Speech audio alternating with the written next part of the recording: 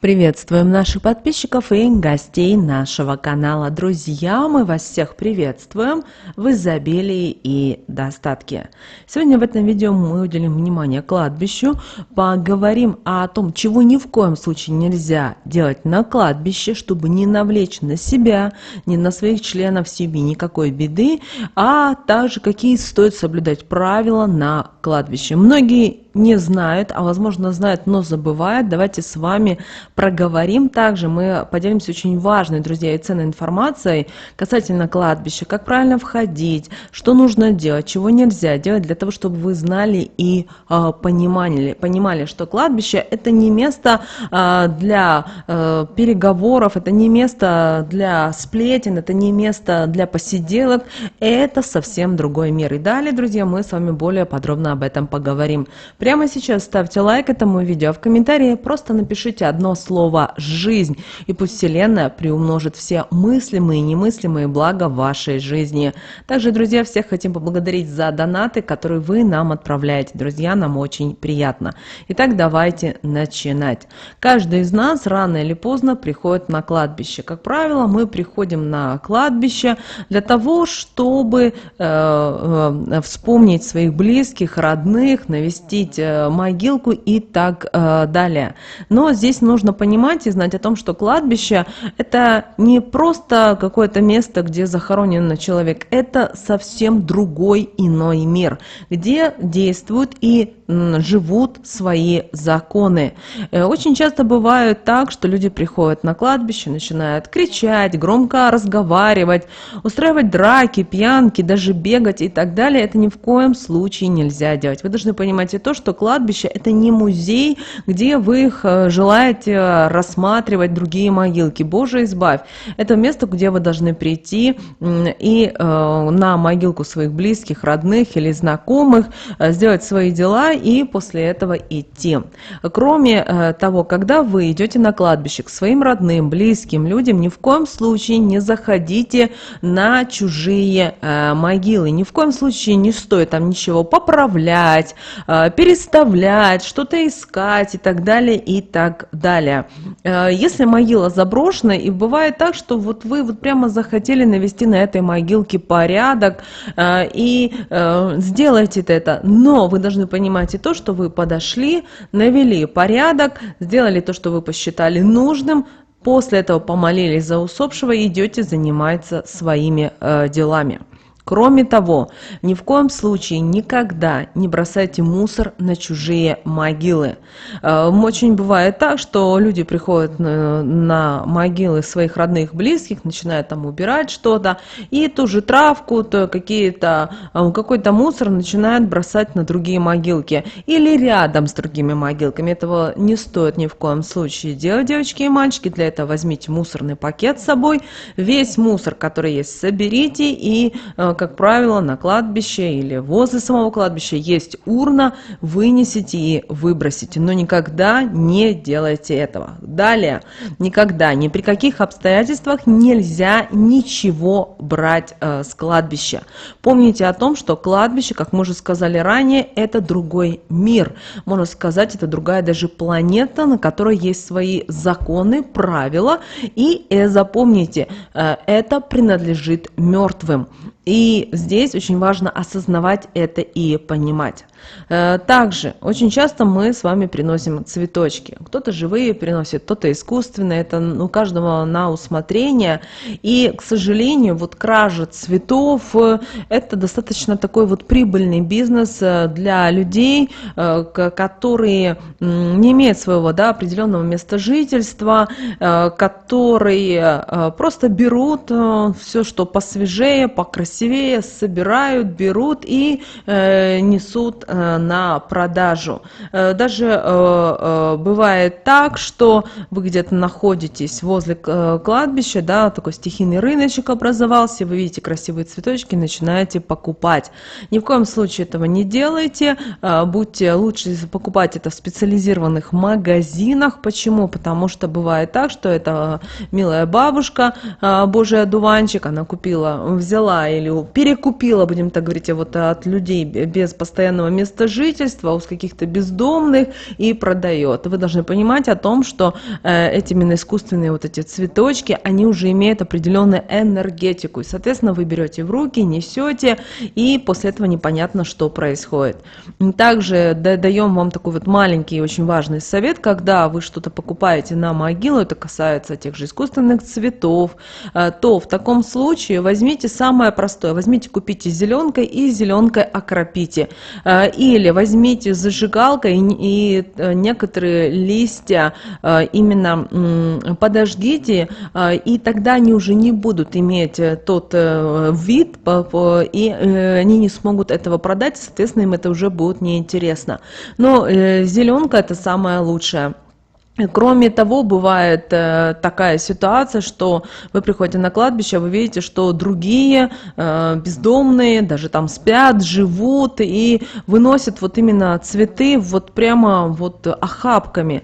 Не обращайте, во-первых, на таких людей внимания, потому что, знаете, каждый несет свой крест, и бывает так, они начинают рассказывать, что у меня такая тяжелая жизнь, а вот мне то и так далее. Вы должны понимать и то, что бумеранг каждого настигнет рано или поздно. Если кто-то думает о том, что он не получит за содеянное ничего, то он ошибается, потому что у него есть все равно дети, близкие люди, и, соответственно, они получат рано или поздно свою беду или свое горе. Это может касаться и здоровья, и человек не сможет никак устроить свою жизнь и так далее, и так далее.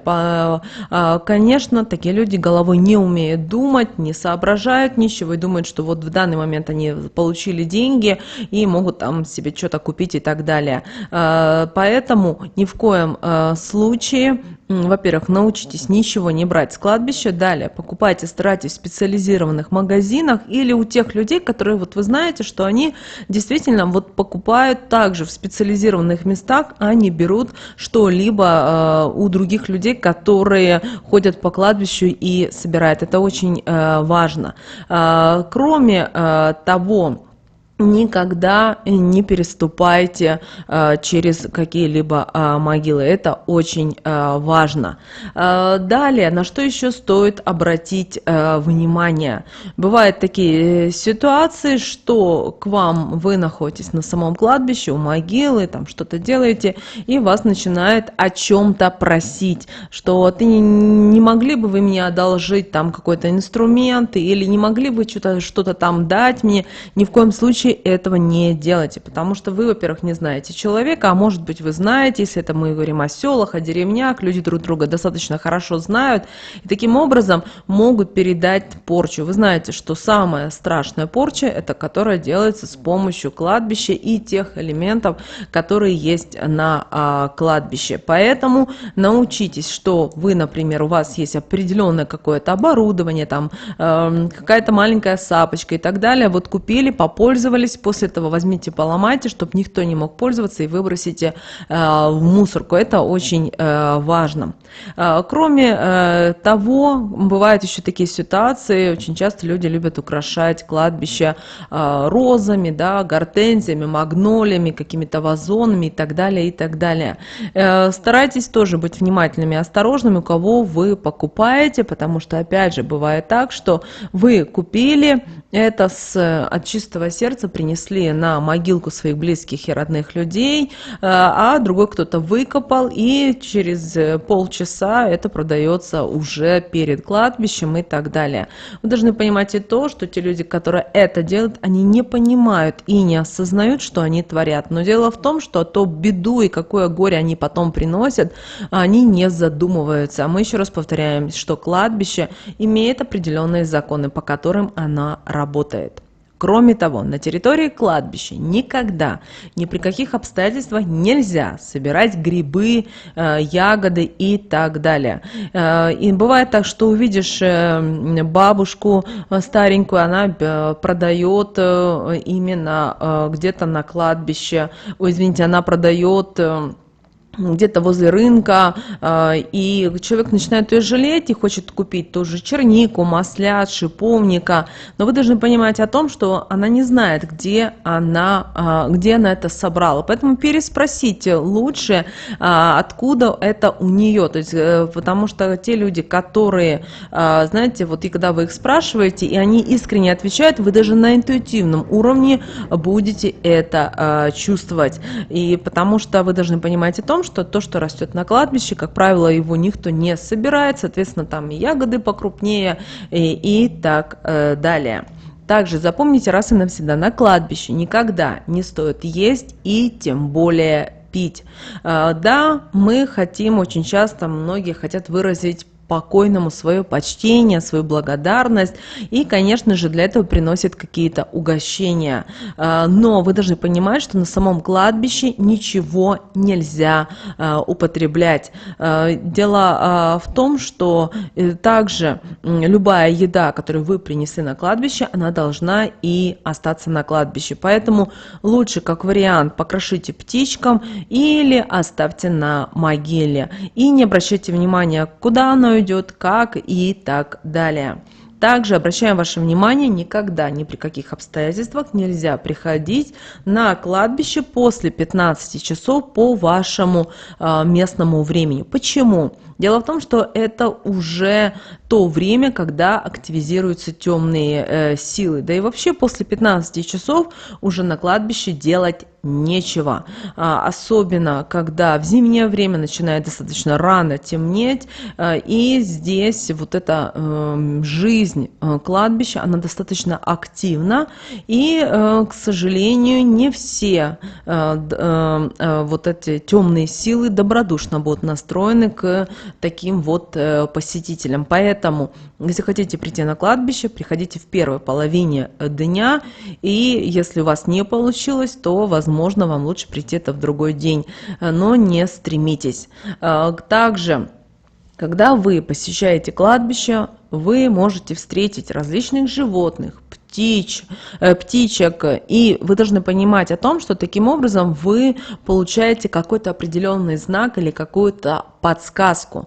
И вот здесь очень важно, чтобы вы понимали, ни в коем случае нельзя обижать, а наоборот следует накормить. Бывает так, что вы убираетесь на могилке, и ни с того ни с сего появляется кошка или кот, начинает мурлыкать, что-то даже рассказывать, да, и вы прямо аж чувствуете, что кошка через покойного пришла к вам тоже с вами поговорить. Что в этом случае вам нужно сделать? Возьмите чем-то ее покормите, или что ее просто на все поблагодарите, но ни в коем случае нельзя ее обижать, потому что она все равно уйдет. Вот вы, даже если вы, возможно, не обращали внимания, но вот вы поговорили с животным, да, и что-то продолжили что-то делать на могилке, а потом раз поднимаете глаза, и кошки и след даже простыл. Это неспроста, поэтому вы даже подумайте о том, что бы для вас это значило. Также никогда не поднимайте и не принимайте в дар чужие нательные кресты. И также с земли на кладбище никогда, ни при каких обстоятельствах не поднимайте ничего. Вне зависимости, что это. Там могут быть и ключи, и перчатки, деньги, украшения и так далее, и так далее. Вы вообще должны понимать о том, что вы идете на кладбище, вы не идете на кладбище покрасоваться, вы идете на кладбище навести порядок на могилке, пообщаться с покойным и так далее. И здесь эти ваши украшения, мобильные телефоны, сколько у вас, какая у вас дорогая сумка, никому не интересно. Поэтому вообще постарайтесь идти на кладбище только с инструментами, с деньгами, если, например, вам нужно вам нужно доехать, да, и все. Также старайтесь использовать закрытую обувь, это очень важно.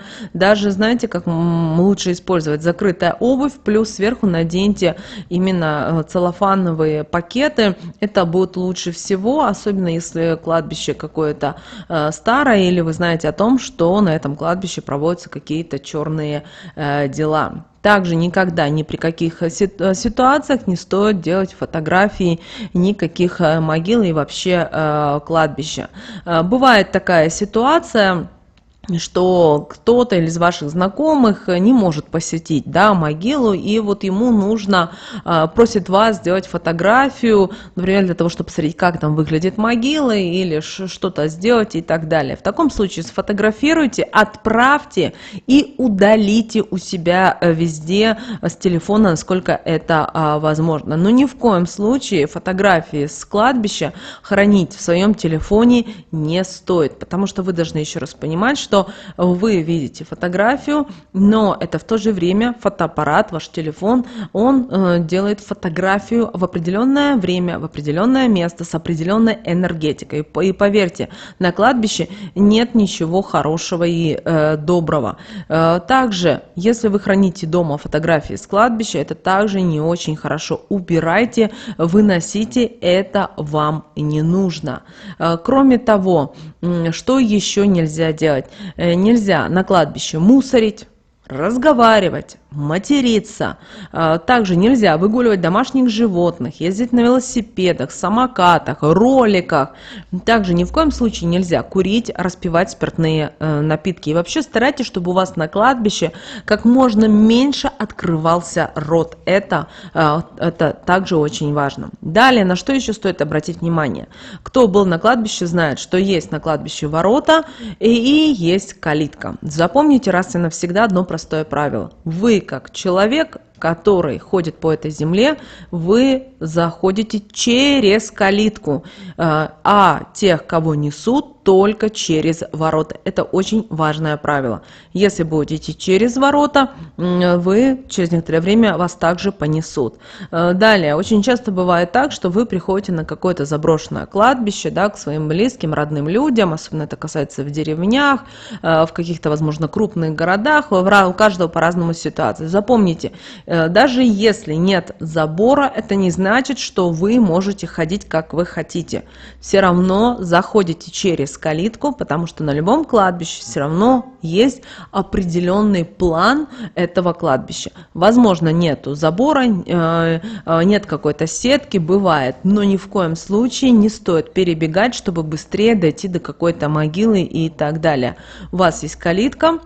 Зашли в калитку и также само через калитку вышли, и никак по-другому. На что еще стоит обратить внимание? Вы должны всегда, вот как вы зашли в калитку, вот так вы с нее должны и выйти. Это очень важно. Еще один очень важный момент. Бывает так, что на территории кладбища есть родник или, может быть, какой-то источник воды. И вот здесь, вот запомните, пожалуйста, помните о том, что кладбище – это место мертвых, это мир мертвых. И здесь ни в коем случае нельзя ничего не есть, ничего нельзя пить. Вообще, мы еще раз повторим, нельзя даже открывать рот, потому что это энергия в первую очередь. И ни в коем случае не набирайте вот такую воду для питья, или ни в коем случае нельзя умываться этой водой. Также бывает так, что вы идете на кладбище, взяли бутылочку с собой воды, потому что вот пить хочется.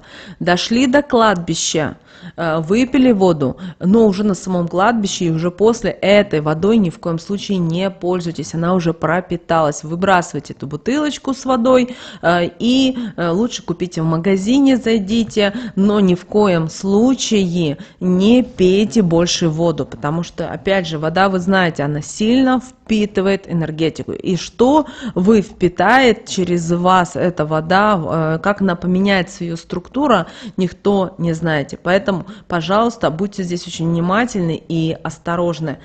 Конечно же, кладбище – это такое вот достаточно тяжелое место. Даже вот сейчас есть даже экскурсии проводят на какие-то старинные кладбища.